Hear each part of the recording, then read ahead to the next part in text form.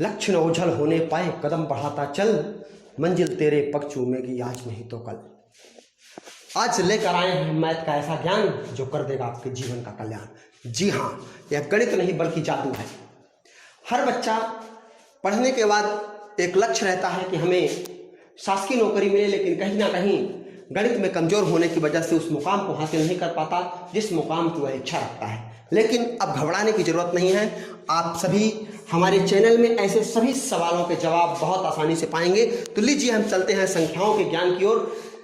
अक्सर आप सभी को ऐसे प्रश्न मिल जाते हैं, जैसे मान लीजिए कोई पूछता है कि दुनिया में 4 अंक की कितनी कुल संख्याएं होती हैं, 5 अंक की कुल कितनी संख्याएं होती हैं, 2 अंक की कुल कितनी संख्याएं होती हैं, लेकिन आप हमको सबको गिनना पड़ता है। लेकिन अब ऐसी परेशानी नहीं आने वाली, क्योंकि आप देखते ही प्रश्न का उत्तर बताएंगे। जैसे मान लीजिए कोई आपसे पूछता है कि 2 अंक की कुल कितनी संख्याएं होती हैं, इसको बताने का एक सरल तरीका है। 2 अंक की अगर हमने संख्या पूछी है तो आप उसका उत्तर में क्या लिखेंगे, 9, और 2 से 1 कम होता है 1 मीन्स 1 शून्य लगा देंगे। अगर कोई पूछता है कि 2 अंक की कुल कितनी संख्या होती है, तो दोस्तों 2 अंक की कुल 90 संख्याएं होती हैं। अगर 3 अंक की बात करें तो 3 अंक की कुल कितनी संख्या होती है, अगर आपसे कोई प्रश्न करता है तो आपको पहला 1 अंक जो है वो 9 लिखना है, और चूंकि 3 अंक बोला है तो 3 से 1 कम मतलब 2, मतलब 2 शून्य लगा देना है, यह इसका उत्तर है। अगर आप गिनेंगे, जैसे मान लीजिए 1 से 9 तक की ऐसी संख्याएं हैं जिनमें 1 अंक होता है। फिर अगर बात करें 10, 11, 12, इसमें 2 अंक होते हैं। 99 तक 2 अंक, फिर 100 3 अंक, मतलब 100 से लेके जितने भी संख्या 101, 102, 103, 201, 501, कुल मिला के 999, ये 3 अंक की संख्या है। कुल मिला के अगर आप इनको सबको गिनेंगे तो कुल मिला के 900 संख्याएं होंगी जो 3 अंक की होंगी। इसी प्रकार आपसे कोई प्रश्न करता है कि 4 अंक की कुल कितनी संख्याएं होती हैं, तो 4 अंक की कुल संख्या आपको बताना है, तो भी वही तरीका है। 4 अंक की कुल संख्या लिखना है तो आपको 1 9 लिखना है, और 4 अंक तो 4 में गया तो मतलब 3, मतलब 3 शून्य लगा देंगे। तो 4 अंक की कुल संख्याएं होती है कितनी, 9000। इसी प्रकार 5 अंक की, 7 अंक की, 15 अंक की, 20 अंक की, 25 अंक की, 50 अंक की, कितने भी अंक की अगर आपसे कोई भी संख्या पूछता है तो सबसे सरल उपाय क्या है, एक आप 9 लिखेंगे और जितने अंक की कहेगा उससे 1 कम संख्या में 0 लगाएंगे और आपका उत्तर सही आ जाएगा। तो चलते हैं अपने दूसरे प्रश्न की ओर। 2 संख्याओं के बीच की कुल संख्या, अगर मान लीजिए 2 संख्याएं हैं, उनके बीच में कुल कितनी संख्याएं होती हैं। तो 2 संख्याओं के बीच में कुल संख्याओं की अगर बात की जाए, जैसे मान लीजिए कोई प्रश्न करता है कि 200 और 500 के बीच में कुल कितनी संख्याएं होती हैं।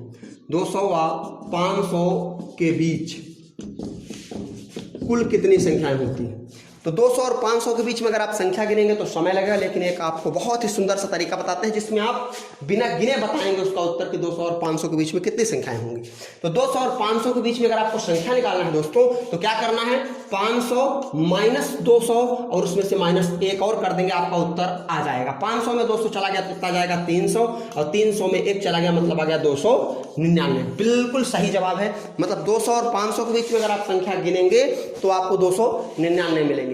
अब आपको चेक करते हैं क्या यह उत्तर सही है, कहीं ऐसा तो नहीं कि कहीं गलत उत्तर तो नहीं बता रहे हैं। तो मान लीजिए हम 1 और 100, 1 से 10 तक की अगर बात करें या 1 से 100 तक की बात करें, अगर 1 से 100 तक में कुल कितनी संख्याएं होती हैं, तो आपका यही तरीका होगा क्या, 100 माइनस 1, भाई पहली संख्या क्या है 1 से 100 के बीच में कह रहे हैं, मतलब 100 माइनस 1 और उसमें से और माइनस 1 कर देंगे तो क्या आ जाएगा 98। अब आप देखिए क्या 98 उत्तर सही है, क्योंकि हमने कहा है 1 और 100 के बीच, 1 और 100 के बीच का मतलब 1 और 100 नहीं गिनेंगे, तो 1 और 100 को छोड़ दो तो कितना बचता है 98। लेकिन वैसे अगर हम गिनते हैं ज्यादा बड़ी संख्याएं जाएंगी तो थोड़ा दिक्कत आ सकती है। लेकिन इस तरीके में अगर आप बात करें, सीधे जहां से जहां तक के बीच में कह रहा है बड़ी वाले से छोटे वाले को घटाना है, और जो उत्तर आएगा उसमें से 1 और घटा देना है, जो उत्तर आएगा वही आपका उत्तर होगा। लेकिन एक बात जरूर ध्यान दीजिएगा, कभी कभार ऐसा होता है कि 200 और 500 के बीच अभी हमने बोला था, लेकिन अगर ऐसा आ जाए कि 200 से 500 तक में कितनी संख्याएं होंगी, अगर तक शब्द आ जाएगा मतलब उसमें 200 और 500 शामिल होगा, तब आप क्या करेंगे, तरीका यही रहेगा, केवल जहां हमने -1 किया है वहां आपको +1 करना है, बाकी सब वही तरीका है।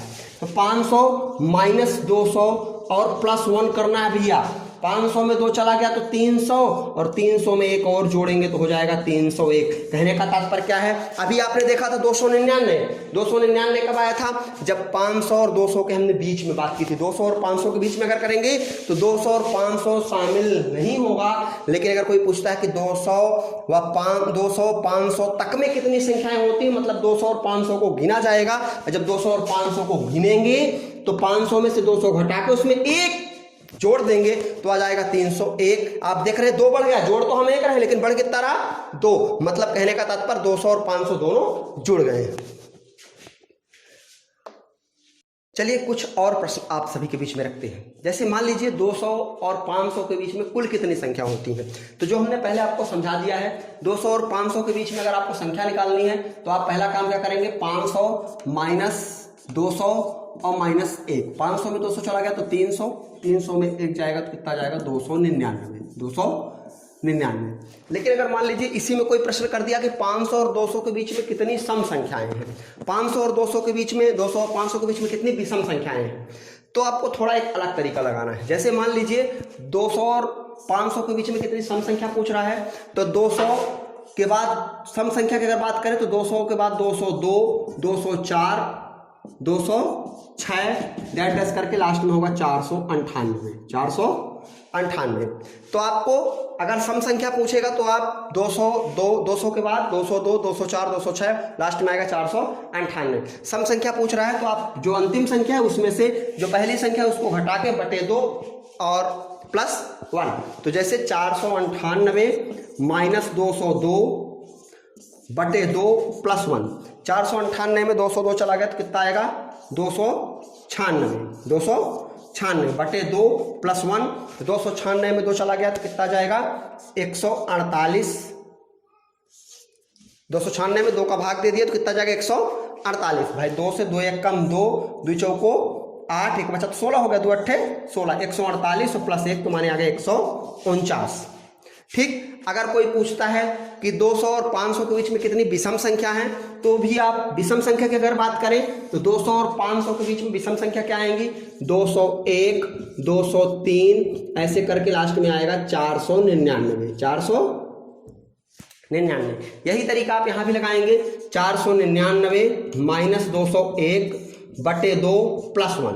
तो 499 में 201 चला गया तो कितना बचेगा 298 बटे 2 प्लस 1। फिर से 2 का भाग देंगे तो 2 एक कम 2, 2 चौको 8, एक बचा 18, 2 नमा 18 तो 149 और प्लस 1 तो आ जाएगा 150।